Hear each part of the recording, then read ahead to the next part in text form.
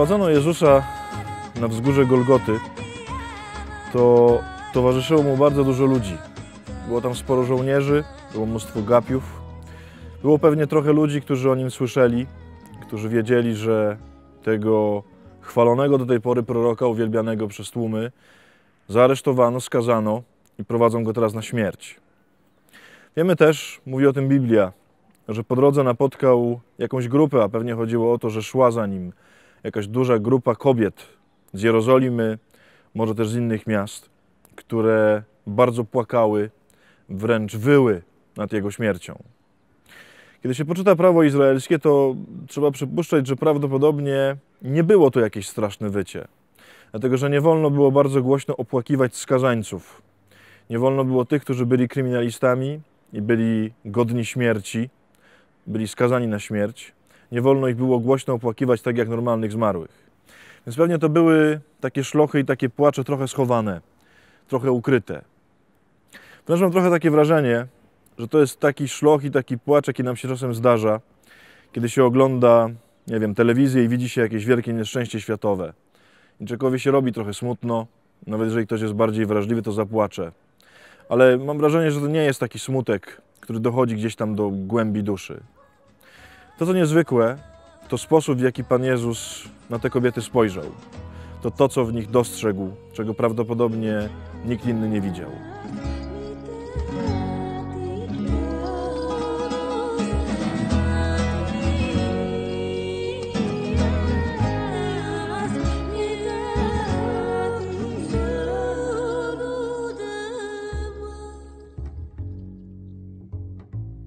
W tych słowach, które Pan Jezus mówi do kobiet, które nad Nim płaczą, nie chodzi tylko o to, że próbuje odwrócić uwagę od siebie, chociaż do tego za chwileczkę też dojdziemy. Ale Pan Jezus wydaje się widzieć wręcz ich przyszłość. Kiedy mówi o tym, żeby płakały nad sobą, żeby błogosławiły te kobiety, które nie rodzą, że przyjdzie taki czas, że będą chciały, żeby pagórki je przykryły, to wydaje się, że opowiada o tym, co się stanie w Jerozolimie, dokładnie w tym samym miejscu, w którym oni teraz są, za kilkadziesiąt lat. Jerozolima już całkiem niedługo po jego śmierci zostanie zrujnowana, zostanie zbezczeszczona i zburzona prawie że do ziemi. Prawdopodobnie kilkadziesiąt lat później rzeczywiście te kobiety będą błogosławiły te matki, które nie mają dzieci, które ich nie straciły. Te matki, które nie muszą opłakiwać swojego potomstwa wymordowanego przy burzeniu Jerozolimy. Pan Jezus wydaje się widzieć jakąś zupełną głębię ich serca, to, co się tam dzieje, to, co naprawdę się im może przydarzyć. Ale oprócz tego proroctwa, myślę sobie, że On zobaczył w tych kobietach i w tych słowach, które mówił do nich, jest to jakoś wyrażone, i jeszcze coś więcej.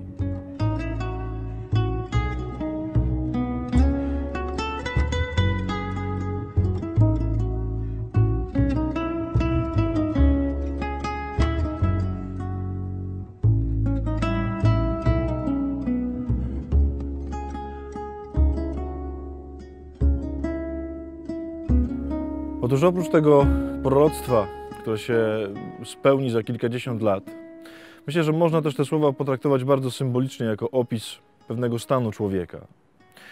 Człowiek, który chce, żeby na niego spadła góra, który chce, żeby go coś przykryło, żeby go nie było widać, to jest taki człowiek, który strasznie się wstydzi. Pan Jezus nazywa tego człowieka suchym drzewem, czyli takim drzewem, które nie przynosi owocu, które jak patrzy na to, co zostaje z jego życia, no to nic tam nie zostaje.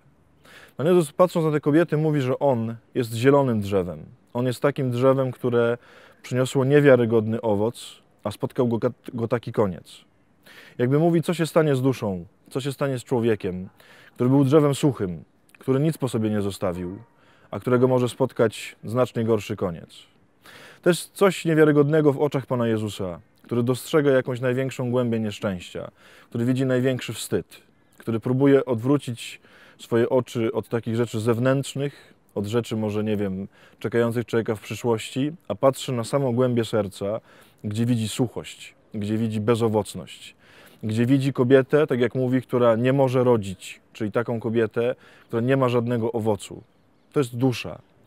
Myślę, że to jest scena, w której Pan Jezus pokazuje co się może stać z duszą, jak dusza może być wyschnięta, jak może być pozbawiona wszelkiego dobra, wszelkiego życia, jak jest po prostu jak wyschnięte, suche drzewo, które się do niczego nie nadaje.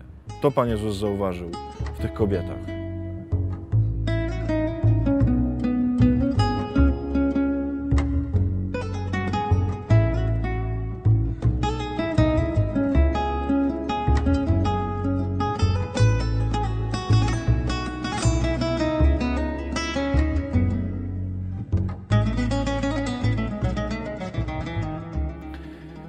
Tak sobie myślę, że to jest taka scena w trakcie drogi krzyżowej Pana Jezusa, w której trzeba się nam koniecznie nauczyć tego, w jaki sposób patrzeć na innych. My jesteśmy zawsze bardzo skupieni na naszym własnym cierpieniu, szczególnie wtedy, kiedy nas spotyka jakaś tragedia, a o tym opowiada droga krzyżowa Pana Jezusa, to w ogóle nie potrafimy patrzeć na tych, którzy są wokół nas. Nawet jeżeli już podniesiemy na kogoś oczy, to widzimy zupełnie, tak powierzchownie. To jesteśmy tak skupieni, skoncentrowani na tym naszym dramacie, że nic nie widzimy. Pan Jezus zdaje się mówić, że najlepszą metodą na własny dramat jest zobaczenie dramatu kogoś innego. W niewiarygodny sposób zrealizowała to dużo później święta Matka Teresa z Kalkuty. Jest taki bardzo piękny jej tekst, taka modlitwa, gdzie ona prosi Pana Jezusa, żeby wtedy, kiedy jej doskwiera coś złego, kiedy jej doskwiera jakieś cierpienie, kiedy dzieje się coś bardzo strasznego, to żeby odwrócił jej oczy na kogoś, kto cierpi znacznie bardziej niż ona.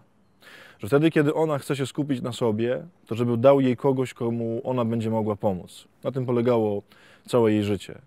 Ona się, myślę, tego doskonale nauczyła od Pana Jezusa. Jeżeli jesteś w takim miejscu, gdzie bardzo Cię boli, gdzie cierpisz, gdzie doświadczasz jakiegoś ogromnego bólu i nieszczęścia, to spróbuj, to strasznie trudne, ale spróbuj nie skoncentrować się na sobie, a poszukać kogoś, kto cierpi bardziej od Ciebie, kto potrzebuje pomocy, kto jest jak wyschnięte drzewo. Dlatego, że właśnie wtedy stajesz się takim zielonym drzewem jak Jezus. Właśnie wtedy stajesz się kimś, kto przynosi owoc, chociaż wydaje Ci się, że nic nie masz, bo strasznie cierpisz. Ale myślę, że to spotkanie z kobietami to jest ogromna lekcja takiego odwracania oczu od własnego cierpienia i patrzenia na innych, żeby im przyjść z pomocą.